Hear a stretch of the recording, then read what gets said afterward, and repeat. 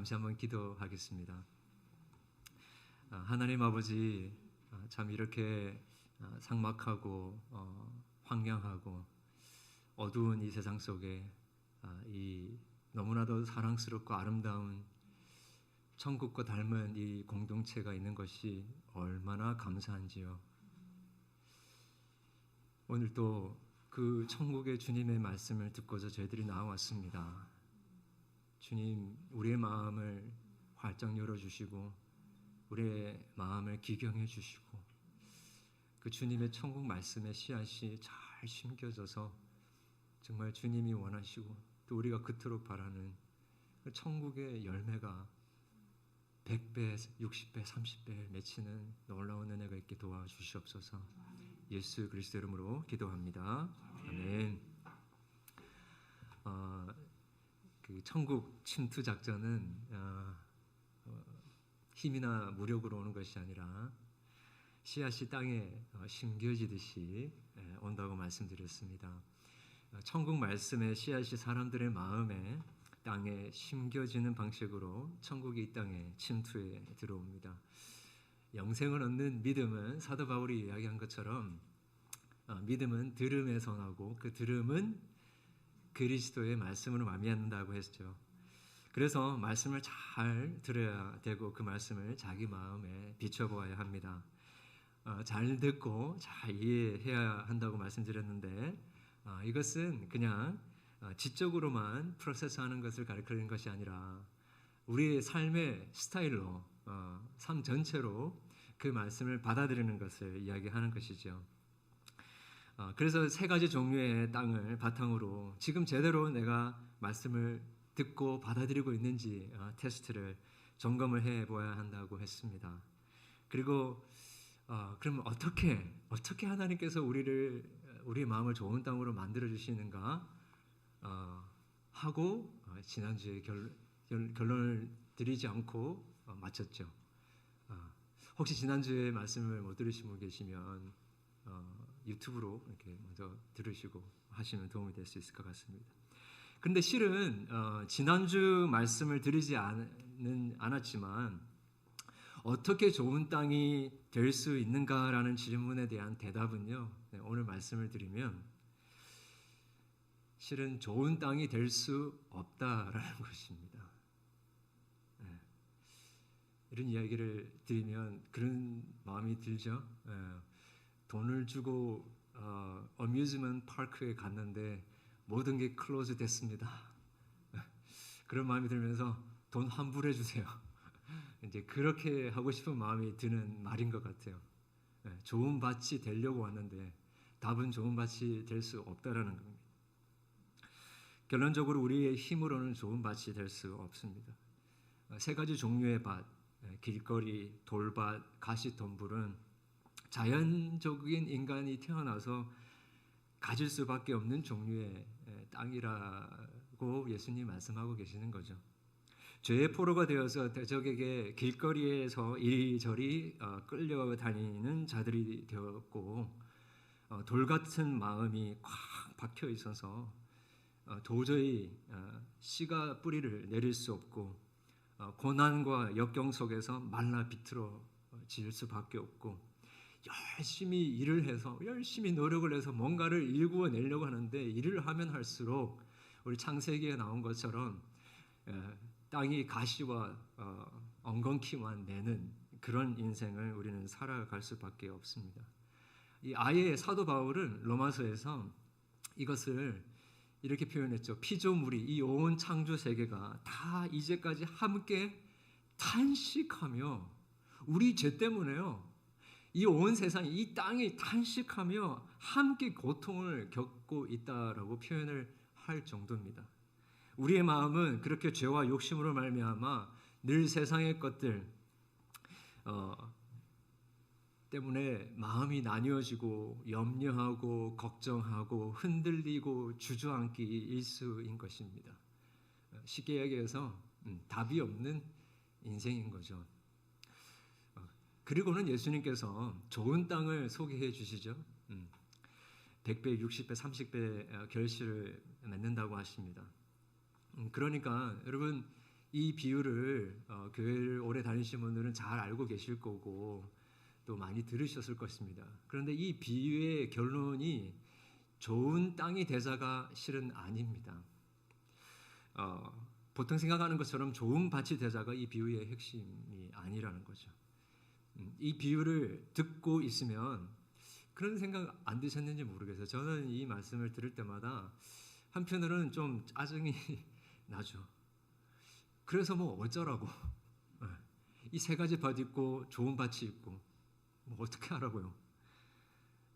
한편으로는 좀 너무 불공평한 마음도 들고 절망적이기도 하고요. 심지어 마음이 두렵기도 무섭기도 합니다. 이게 뭔가 노력하면 되는 것도 아니고 좋은 땅이면 좋은 땅이고 좋은 땅이 아니면 좋은 땅이 아니라고 하는 것 같아서 좀 마음이 답답한 것 같아요. 그래서 그랬을까요? 예수님은 한술 더 떠서 이런 말씀으로 이 비유를 마무리하십니다. 귀 있는 자는 들으라. 귀 있는 자는 들으라. 그러니까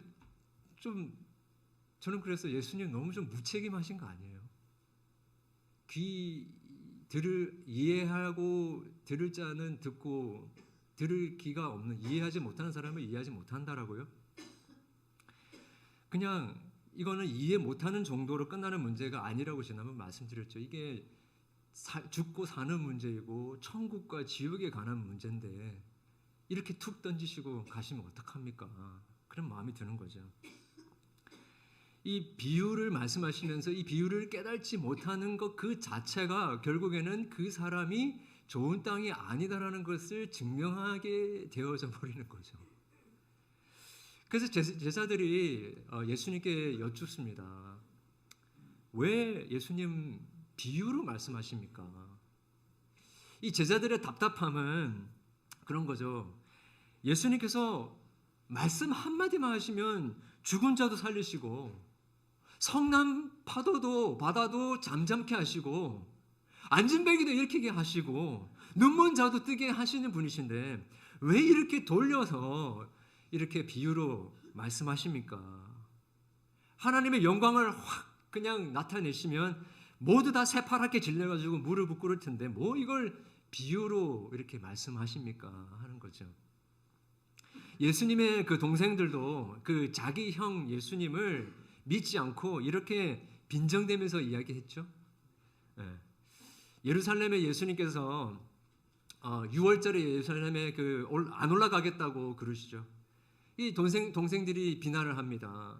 아니 당신이 메시아라고 하면서 왜 자꾸 숨어 다니나요? 말은 메시아라고 하면서 대중들이 무리들이 모일 때 나가서 그냥 속 시원하게 하나님의 종인 것을 드러내시면 되는데 왜 이렇게 숨어 다닙니까?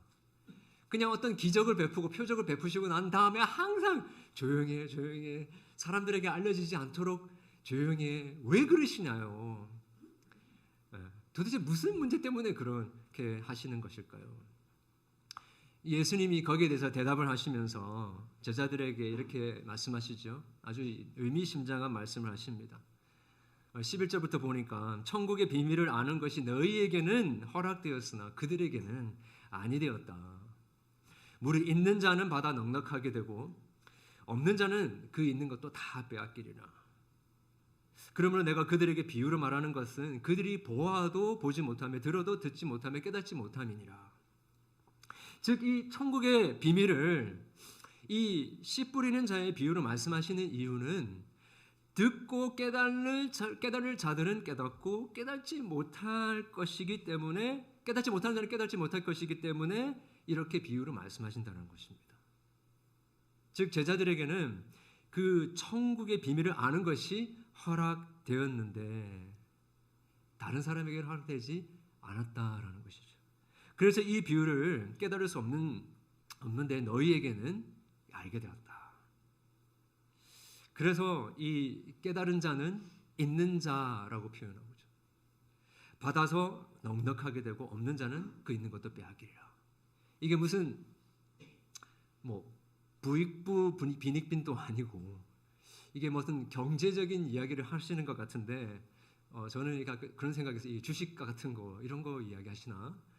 돈이 많은 사람들 많이 투자해가지고 이렇게 이자를 많이 불려가지고 벌고 없는 사람들은 투자도 못해가지고 계속 못 살고 뭐 이런 거를 이야기하시나?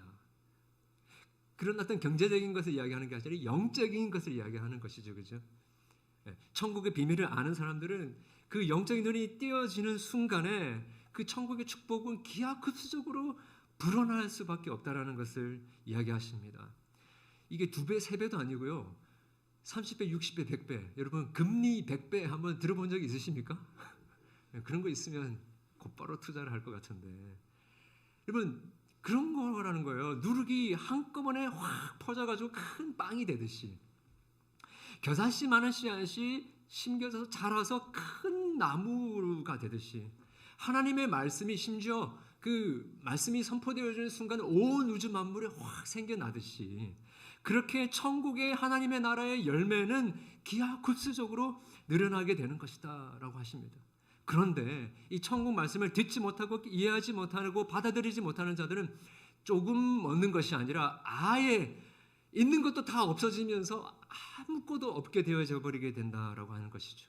그러시면서 이 구약의 이사야 선지자의 이야기를 인용을 하시죠, 그죠? 14절에 보니까 너희가 듣기는 들어도 깨닫지 못할 것이고 보기는 보아도 알지 못하느니라. 이 백성들의 마음이 완악하여져서 그 귀는 듣기는 둔감하고 눈은 감았으니 이는 눈으로 보고 귀로 듣고 마음으로 깨달아 돌이켜 내게 고침을 받을까 두려워함이라 하였느니라. 이게 이사야 6장에 나오는 그 이사야를 부르시는 소명하시는 장면인데 하나님께서 누가 나를 위하여 갈고 할 때에 이사야가 주님 내가 여기 있나이다. 제가 여기 있습니다. 나를 보내어 주시옵소서라고 하는 거죠. 그러니까 하나님 하시는 말씀이 그래 가라. 그러나 네가 하는 말을 아무도 알아듣지 못할 것이다. 아무도 받아들이지 않을 것이다 라고 하는 것이죠. 예수님이 자신이 오셔가지고 자기 하나님의 그 계시 그 자체로서 이 땅에 왔음에도 불구하고 자기를 보여주고 있으면서도 알아듣지는 못할 것이라는 이것을 비유로 말씀하고 계시는 것이죠. 그리고 비유로 말씀하시는 이유는 어떤 면에서는 알아듣지 말라라고 그렇게 하시는 것이라고 하는 것이죠.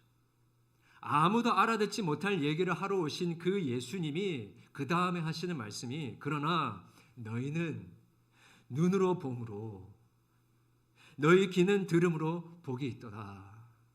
지금 예수님이 이야기하시는 너희는 봄으로 들음으로 하는 게 무엇입니까? 누구를 보고 있습니까? 지금 너희들은 나를 보고 있지 않냐? 지금 너희들은 나를 듣고 있지 않느냐? 그러니 너희는 복되다라고 이야기를 하고 계시는 것입니다.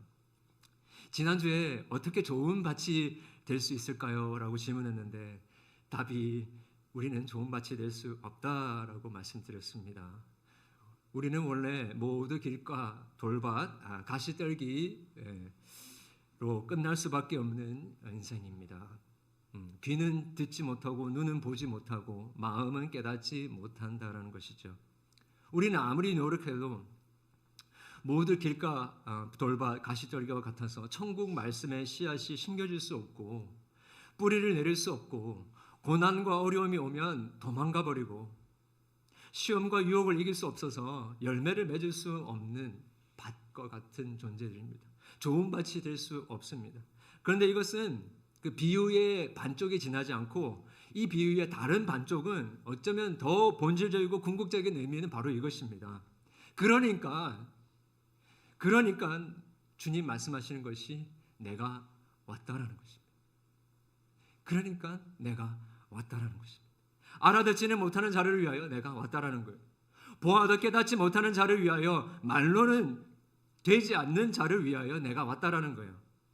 그게 씨 뿌리는 비유에선 어떻게 이게 설명이 되냐 하면 그 씨앗이 뿌려지는 그 씨앗이 바로 하나님의 천국 말씀이다라고 했는데 그것이 바로 그 말씀 그 자체이신 바로 그 로고스 말씀의 육신이 되신 예수 그리스도 자신이다라는 것이죠.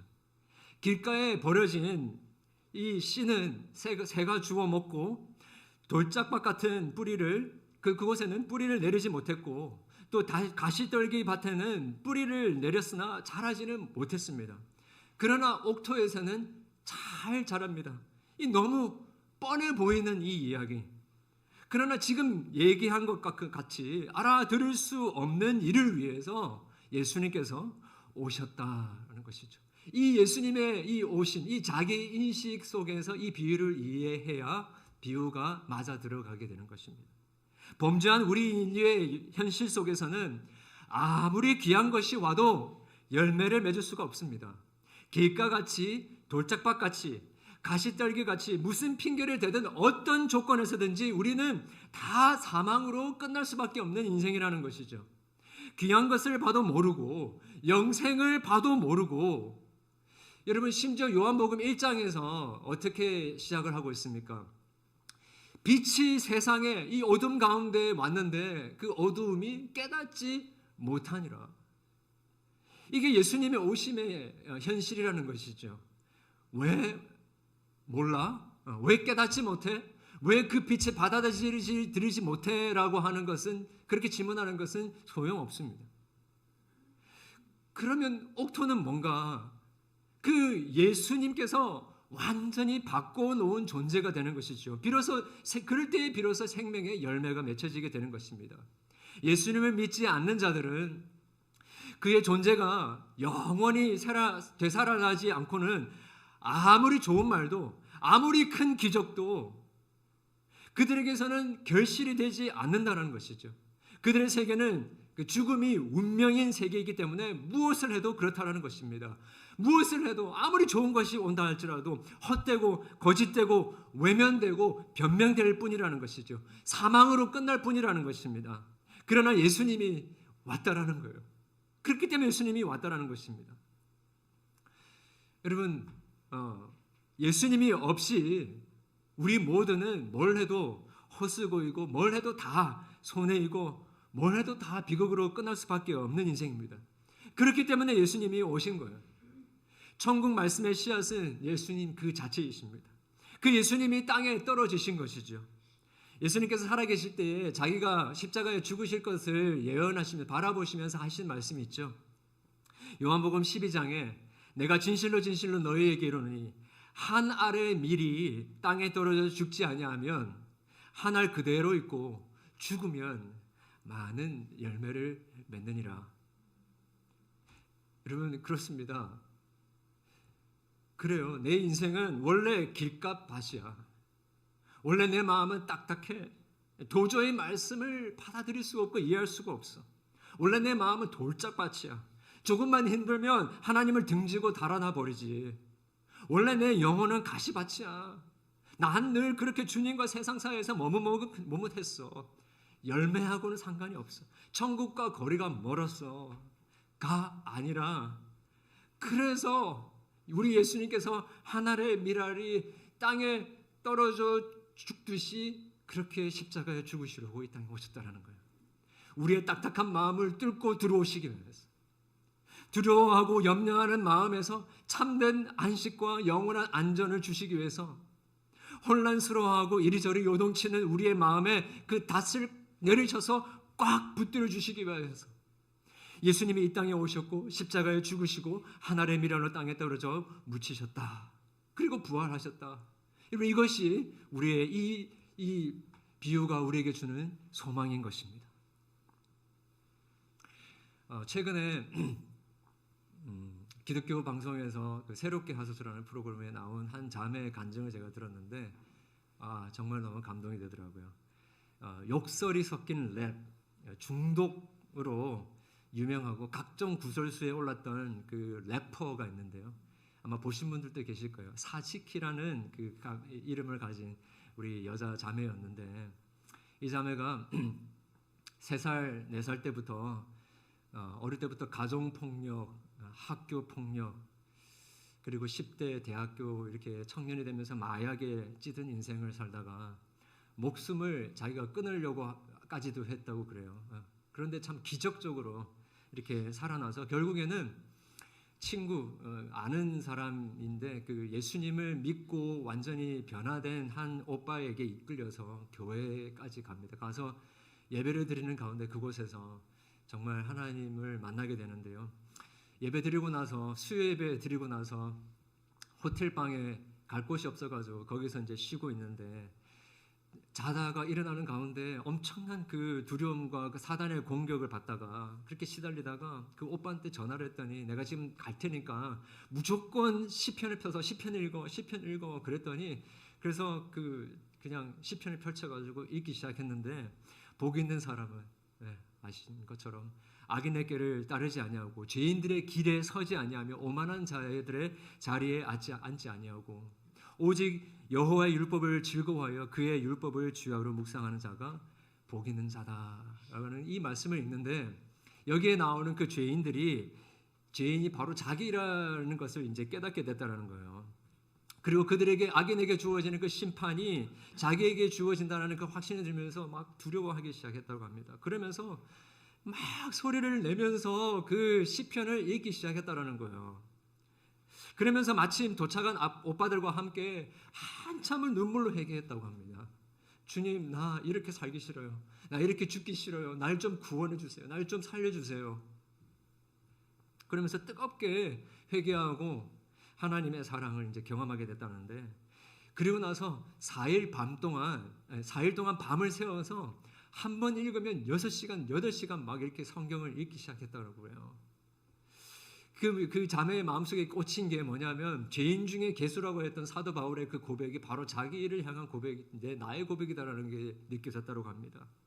그러면서 고린도전서 1장 13절에 바울이 하는 고백, 내가 전에는 비방자요 박해자요 폭행자였으나 도리어 긍휼을 입은 것은 내가 믿지 아니할 때 알지 못하고 행하였음이라. 우리 주의 은혜가 그리스도 예수 안에 있는 믿음과 사랑과 함께 넘치도록 풍성하였도다.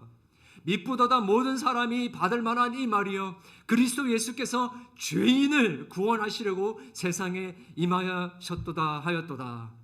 이 말씀을 듣는 가운데 나 같은 죄인, 죄수 같은 죄인 중에 괴수 같은 나를 구원하러 예수님이 오셨구나 하는 걸 알게 되면서 회개하고 예수님을 믿게 됐더라고요. 특히 요한복음에 나오는 그 간음하여 붙잡혀온 그 여인을 향하여서 예수님께서 눈을 들어 바라고 지금 누가 너에게 정죄하고 있느냐? 나도 너를 정죄하지 않으니까 이제 다시는 죄를 범하지 말라라고 하는 그 말씀이 그의 영혼에 박히면서 다시 살아나게 됐더라고요. 보통 사람들은 마약을 끊기도 힘들지만 마약을 끊었다고 하더라도 한 2, 3년 동안은 금단 현상이 있고 이렇게 그 리해빌리테이션 하기까지는 오랜 시간이 걸린다고 합니다. 그런데 이 자매는 이 말씀 한 방으로 그 예수 그리스도의 천국의 그 말씀 씨앗이 심겨지는 그 순간에 그 마약에서 완전히 자유되었다고 이야기를 해요. 뿐만 아니라 그것이 그 마약 때문에 있었던 모든 부작용들, 공황장애, 허리 통증, 두통 이런 모든 것들이 한 방에 다 끝났다고 이야기합니다. 그게 여러분 천국 말씀의 능력이라는 것이지. 길가와 같고 딱딱한 마음, 정말 아무리 이야기를 말씀을 들어도 깨달지 못하고 돌 같은 마음, 예수님이 자신이 어떻게 하시냐면 예수님이 자신을 깨뜨리심으로 말미암아 성소의 휘장이 갈라지듯이 그 십자가에 자기 몸을 찢으시고 피 흘려 주심으로 말미암아 그렇게 그 피 묻은 사랑으로 그 어떤 것도 뚫고 들어갈 수 없는 우리의 딱딱한 마음을 주님께서 뚫고 들어오셨다라는 것입니다. 그래서 결국에 그 천국의 말씀의 씨앗이 심기게 하시고 우리 가운데 새로운 일이 일어나게 하신다는 것이죠. 환난이나 박해나 이런 것들이 있을 때마다 너무 쉽게 무너지고 마음을 포기하는 우리를 위해서 우리 예수님의 십자가의 죽으심으로 그 어느 것도 그 어느 누구도 우리를 정죄할 수 없게 하셨다라는 것이죠. 우리를 체험하지 못하는 분 예수님이 아니라 우리의 아픔과 우리의 연약함을 다 제어하시는 그 대제사장으로서 예수님은 하늘의 미랄이 땅에 떨어져 심기듯이 십자가에서 죽으시고 무덤에 묻히셨던 것입니다. 그 무덤에 돌문이 이렇게 활짝 열리듯이 우리 예수님께서 우리의 마음에 닫혀있는 마음의 문을 여시고 모든 의심과 두려움과 절망을 무너뜨리시고 우리를 다시 이렇게 세워주시고 말씀의 씨앗이 그 깊숙이 뿌리를 내리도록 해주셔가지고 마음을 꽉 붙들어 주시고 어떤 환난과 고난에도 흔들리지 않게 해주셨다라는 것입니다. 세상의 이 여러 가지 염려와 재물의 유혹과 이생의 자랑과 안목의 정욕과 육신의 정욕으로 갈팡질팡하고 바람에 나는 겨와 같이 열매를 맺지 못하고 그렇게 하나님 앞에서 불순종했던 우리들을 붙들어 주시고 죽기까지 순종하시는 그 온전하신 순종으로 말미암아 그리고 부활하시고 지금 또 승천하셔서 우리를 위하여서 강구해 주심으로 말미암아 그렇게 흔들리지 않도록 나 하나만 있으면 충분해. 그런 것 다른 것 없어도 괜찮아. 말씀해 주시면서 내가 너를 위해서 그렇게 해서 십자가에서 죽고 부활하지 않았니? 다른 건 없어도 나만으로도 충분해. 그렇게 이야기해 주시는 것이죠. 사랑하는 여러분, 그래요. 우리의 인생은 그렇게 천국과는 관계없고 열매와는 상관이 없는 인생일 수 있습니다. 말씀을 듣지 못하고 말씀을 안 듣기로 작정하고 결단하고 교회는 전부 거짓말이야. 다 가식이야. 복음이고 뭐고 다 쓸모없어. 하나님 안 계셔. 그냥 대충 살다가 죽으면 되지 않냐? 어떤 분들은 이렇게 이야기할 수 있어요. 내 인생은 왜 이렇게 고난이 많냐? 왜 잘 되는 게 하나도 없냐? 그래, 우리 집은 원래 이렇게 구제불능이야. 불행할 수밖에 없어. 좌절하고 넘어지는 것뿐이고 하다가 안 되니까 그냥 나 잘나면서 그냥 살래 이렇게 이야기하면서 여기 가서 들여받고 저기 가서 들여받고 하면서 상처투성이 된 것을 당연하게 생각하고 지내는 분들도 계실 거예요. 원래 내 삶은 열매가 없어. 집중된 헌신을 하고는 나는 상관이 없어. 다 해봤어. 하나님도 섬기고 세상도 섬기면 되지 않냐? 원래 그런 거 아니야? 대충 이렇게 양다리 걸치고 살면 안 돼? 정도껏 교회 생활하면 안 돼? 예배만 안 빠지면 되지. 즐기면서 즐길 거 즐기고 다 즐기고 또 하려고 하는 거 다 하면서 신앙생활 하면 되지. 요즘에 그렇게 하나님 앞에 올인하는 사람이 누가 있냐? 굳이 내 마음을 온전히 다 주님께 드릴 필요 없지 않냐라고 하시는 분들도 계실 거예요. 물에 물 탄 듯, 술에 술 탄 듯. 어쩌면 우리의 가정에 우리의 이웃에 있는 사람들을 보면서 절대 안 바뀌어. 끝이야. 라고 생각하는 경우도 있고요. 또 우리 교회를 보면서도 그런 마음이 드시는 분들 계실 것입니다. 그렇게 원래 돌밭 같고요, 길가 같고 또 가신덤불로 가득 차 있는 것. 그런데 여러분, 그게 끝이 아닙니다. 그게 끝이 아닙니다. 그래서 말씀의 씨앗이 우리에게 뿌려진 거예요. 그래서 하늘의 미랄이 땅에 떨어져 죽었듯이 예수님께서 십자가에 죽으시고 부활하신 것입니다. 여러분, 이것이 바로 답 없는 우리의 인생을 향하여 침투해 오시는 하나님의 천국 침투 작전인 것이죠. 그 천국의 영생의 씨앗이 이곳에 지금 뿌려지고 있는 줄을 믿습니다. 귀 있는 자는 들으시기를 바랍니다. 우리 같이 찬양 한번 하고 좀 기도하는 시간을 가졌으면 좋겠습니다. 기도하실 때 한번 우리 자신을 돌아봤으면 좋겠어요. 어쩌면 더 이상 기회가 없을 수도 있습니다.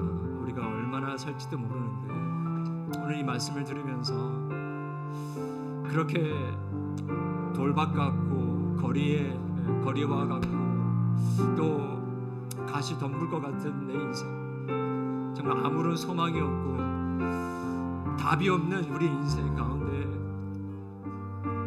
우리를 뚫고 답을 주시기 위하여 새로운 생명과 열매를 주시기 위하여 오신 예수님, 그 주님의 희생을 우리 다시 한번 기억하면서 왜 내가 이것을 몰랐을까, 그런 회개하는 마음으로, 결단하는 마음으로 우리 같이 찬양했으면 좋겠습니다. 십자가 그 사랑,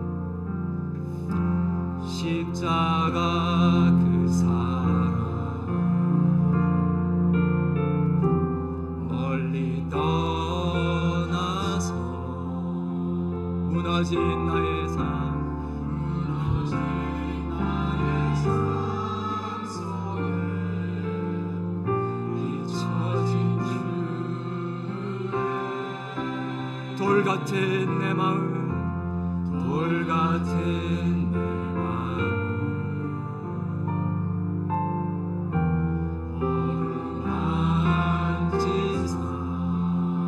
다시 일으켜 세우신 주님을 사랑합시다. 세우신 주를 사랑합니다. 주 나를 보아시고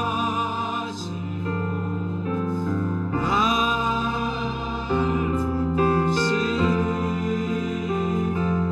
나는 외롭고 존귀한 주님의 자녀라. 그래서 예수님이 오셨습니다.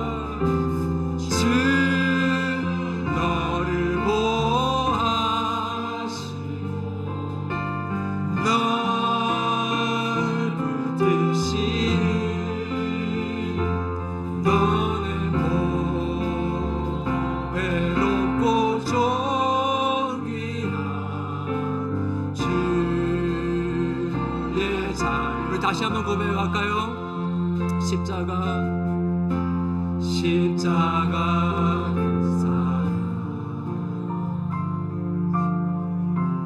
멀리 떠나서 무너진 나의 삶 속에 잊혀진 주네 돌 같은 내 마음 돌 같은 내 마음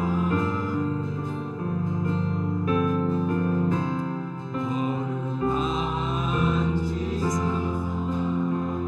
다시 일으켜 세워주십니다. 일으켜 세우신 주님을 사랑합니다. 사랑합니다. 고백합시다. 주 나를 보아시고 날 붙드시니 나를 외롭고 존귀한 주님의 자녀라. 주 너를 보아시고 널 붙드시니 너는 외롭고 존귀한 주의 자녀라. 우리 시간 같이 한 목소리로 기도합시다. 그렇게 답이 없고 소망 없는 인생을 다시 회복시켜 주시고 생명이 있고 열매가 있는 좋은 밭이 되기 위하여서 우리 예수님께서 십자가에 하늘의 민으로 땅에 떨어져 죽으셨습니다.